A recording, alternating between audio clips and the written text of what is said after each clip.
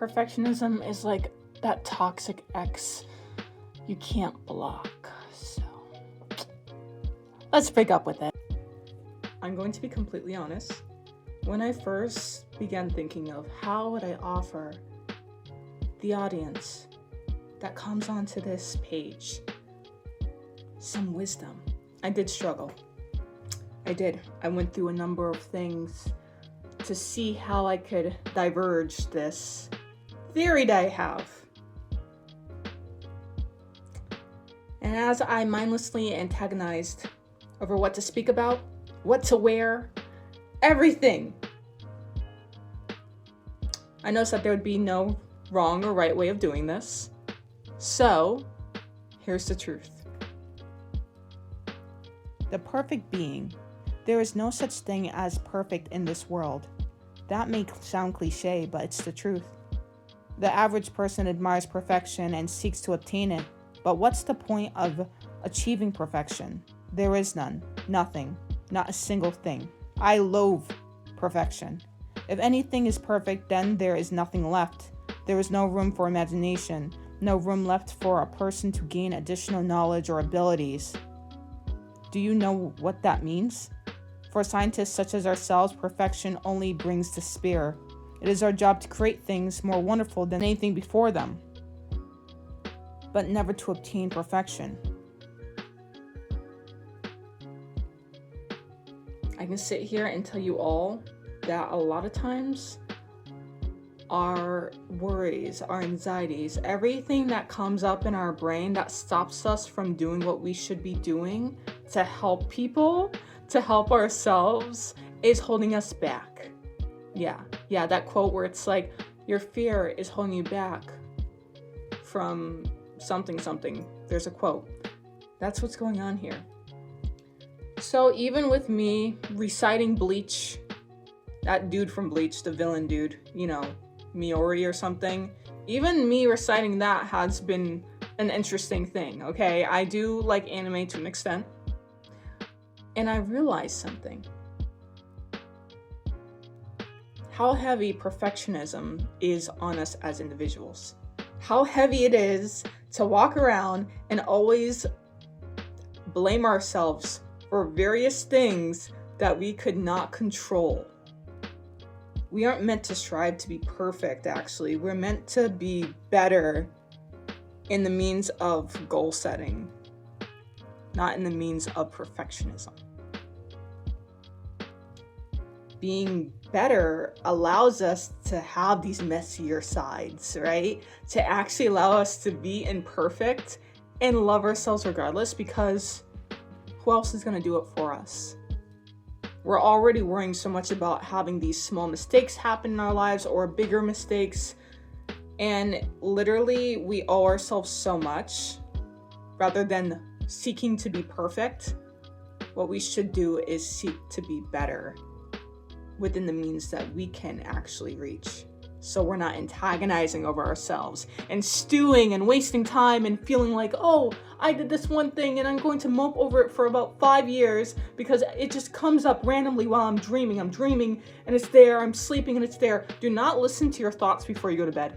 I'm just saying, do not do that. Because if you do that, you'll stay up longer and you're going to sit there and fester in it. And it's an awful feeling. Do not do that. I've spent so many times doing that. There's no need for you to soak in regret.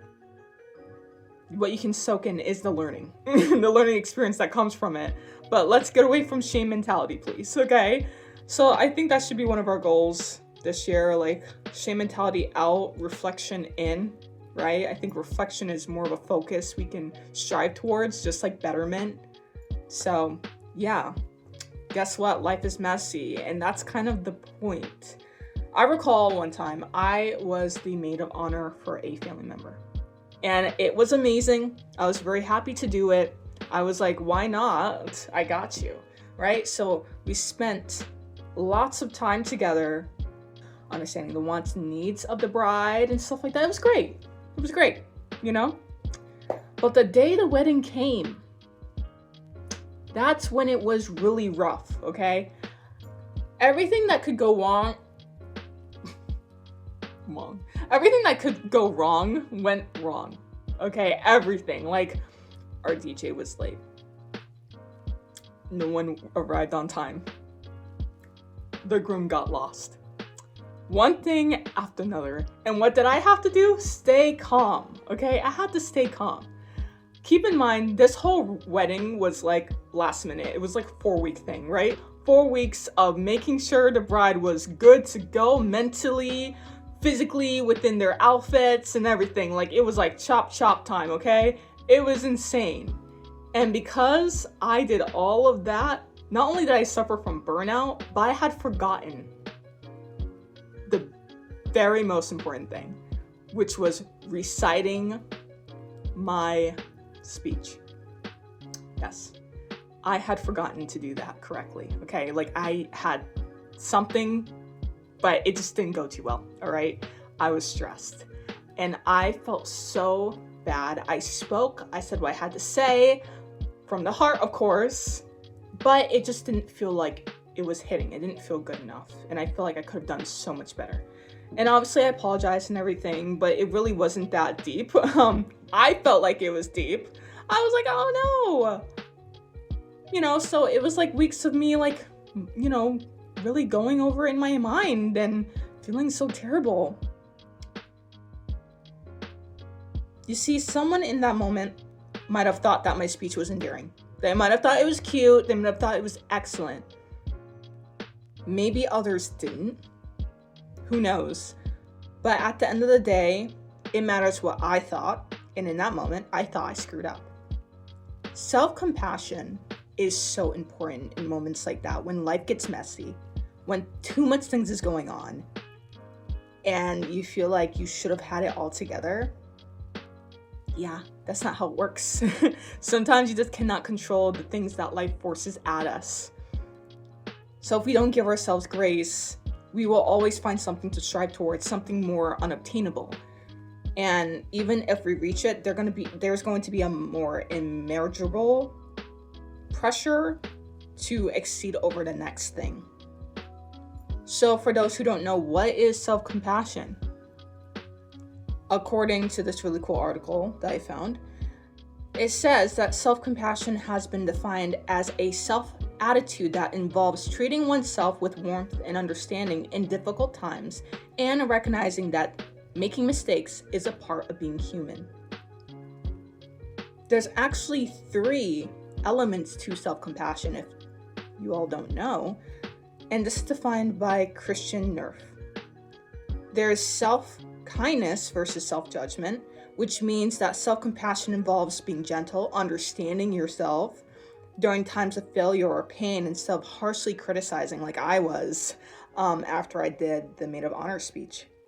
Recognizing that imperfection and difficulties is a part of life, and it reduces stress, it reduces that pressure to be perfect, and it fosters emotional balance. 2, there's common humanity versus isolation. And a lot of us have been through this shared experience of suffering and imperfection.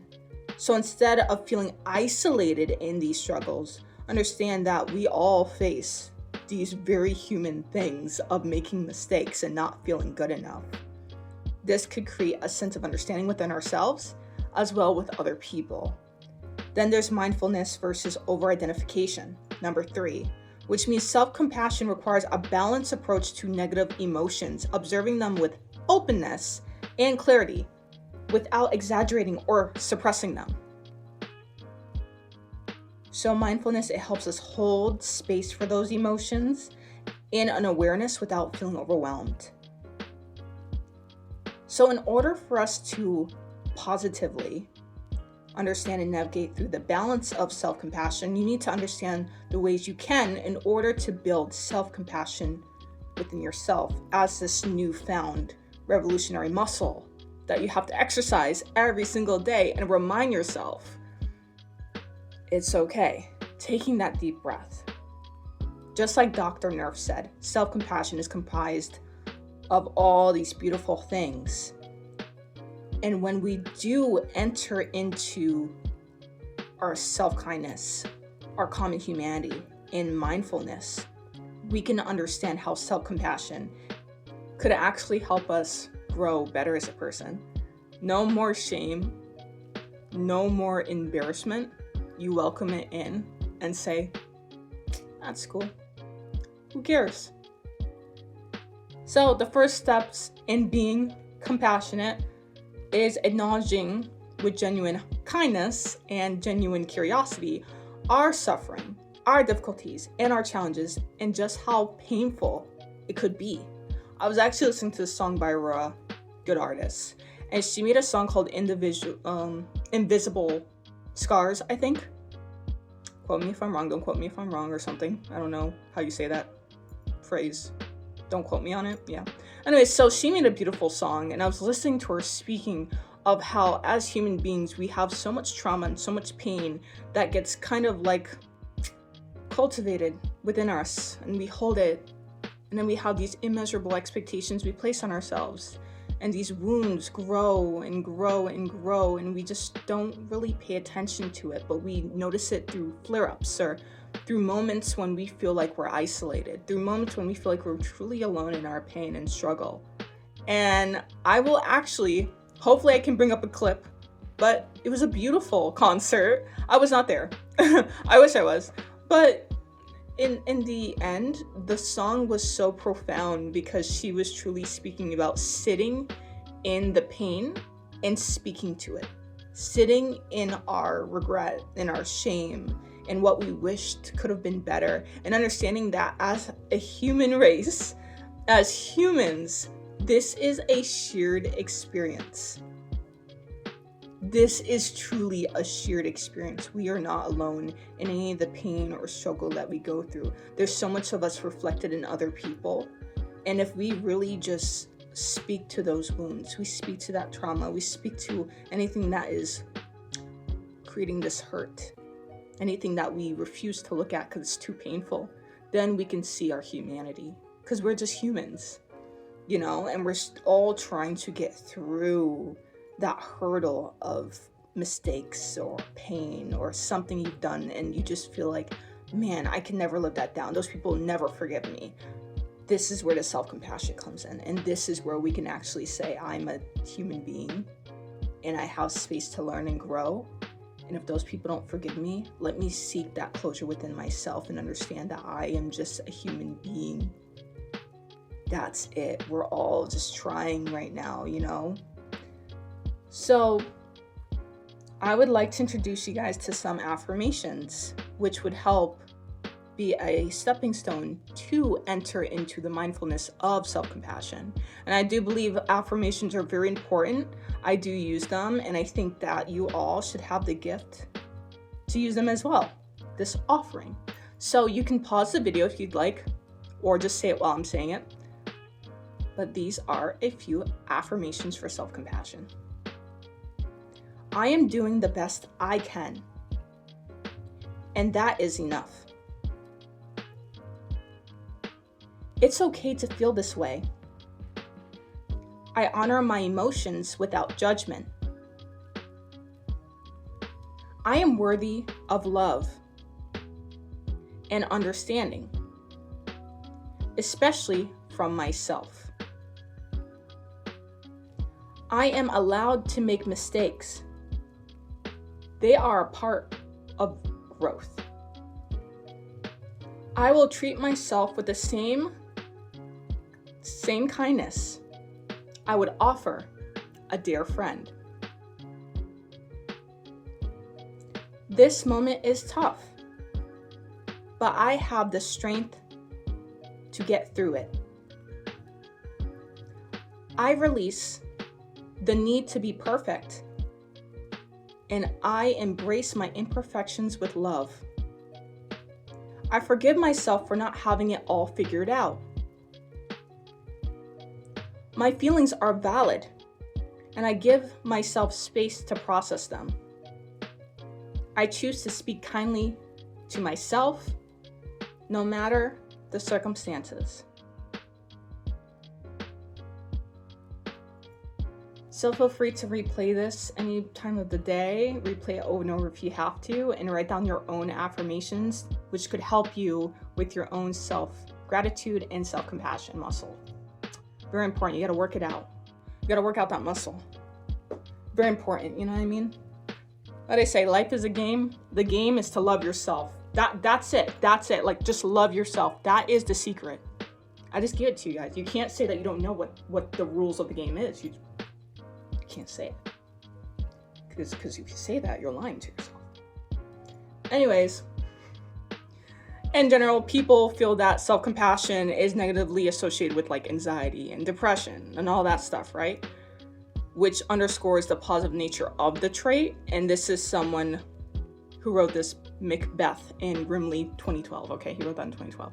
So there could be some negative sides to it, right? Like, oh, well, we see that's always associated with negative emotions. So do we really want to use self-compassion? Is it really something that could strive for you to get better? So many people fear self-compassion and they feel like it's like a form of self-pity. Let me get this. Let me persuade you, okay? Come into my office and take a seat, okay? Take a seat, because I'm going to let you know that the affirmations, the information, it's all worth it in the end. People may think that self-compassion is like, woo is me, poor me. Oh my gosh, I have to do these affirmations. But the truth is, it actually has a lot of benefits, okay? So I'm debunking the claims and I'm coming through with some receipts. So strap in. Actually, don't strap in. Sit down in my office. If you're already sat, thank you. And listen to the physiology of self-compassion and self-criticism, okay? While we criticize ourselves, we're tapping into the body's threat defense system, which is referred to our reptilian brain. This is some psychology I'm bringing at all of you, okay? But you catch it, all right? Among the many ways we can react to perceived danger, this threat defense system is the quickest and most easily triggered. This means that self-criticism is often our first reaction when things go wrong. Feeling threatened puts a stress on the mind and body, and chronic stress can cause anxiety and depression, which is why habitual self-criticism is so bad for emotional and physical well-being.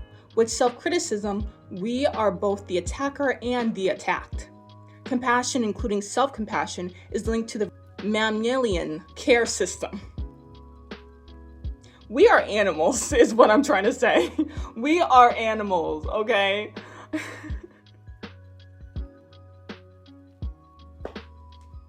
It's not funny. Self-compassion helps to downregulate the threat response. When the stress response, the flight fright freeze, say that 20 times fast, is triggered by a threat in our own self-concept, we are likely to turn on ourselves in an unholy trinity of reactions. It actually says unholy trinity of reactions. So this is a big deal. Low-key, this article is hinting that it's spiritual. But I'm not going to get into that. That's like another video for another day. We fight ourselves, we flee from others, and we freeze, right? So it's like self-criticism, then isolation, then rumination. When we practice self-compassion, this is the beautiful part, we are deactivating the threat defense system and activating the care system. Oxytocin and endorphins are released, which helps reduce stress and increase feelings of safety and security. This is why self-compassion is beautiful and why it's not self-pity. It's not woe is me mentality. No, it's actually a very powerful thing to give yourself. Very, extremely powerful, okay? So if you ever feel shame or embarrassment, or if you're ever hard on yourself, I'd like to leave you with this quote. People go through so much. And there's always someone out there who knows exactly how you feel. Because they've been through something and we still don't talk to each other or open up to them because it's so much, isn't it? And it makes me so sad that many of us truly think we are alone our whole lives. And that's why it's so important for me to sing this song. Because it's about feeling alone in your pain. And also suddenly because you know now what pain looks like, what it feels like. You can see it in other people and know we are both the same, and we aren't really alone.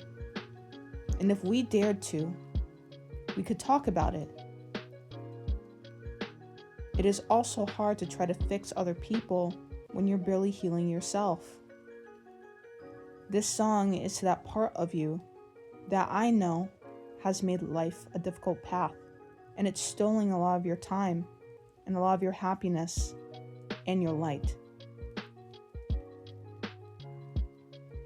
Thanks so much, everyone, for watching until the end.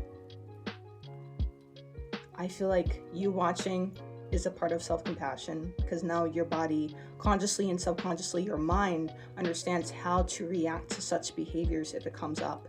Understanding that negative self-criticism is actually not natural. Though it is natural, I will say we're human beings. We're allowed to feel like crap and feel poopy about ourselves. That's fine. Like, I'm not going to shame that. But at the same time, we do not want it to be a cycle that buries us underneath who we are. We don't want to drain ourselves out of all that we are because of these mistakes that we've made, even though it is a very human thing to feel like that. So thank you so much for watching. If you'd like to see more videos like this, feel free to subscribe and like if you enjoyed this video. And I'd like to hear your thoughts in the comments. And I hope that in the comments you can also let us know what's one thing you can say to yourself, an affirmation in the comments that you'd like to say to yourself in order to go back to this video and see it, so you can remind yourself that one step you're taking towards self-compassion. Thank you guys so much. Hope to see you in the next video. Bye.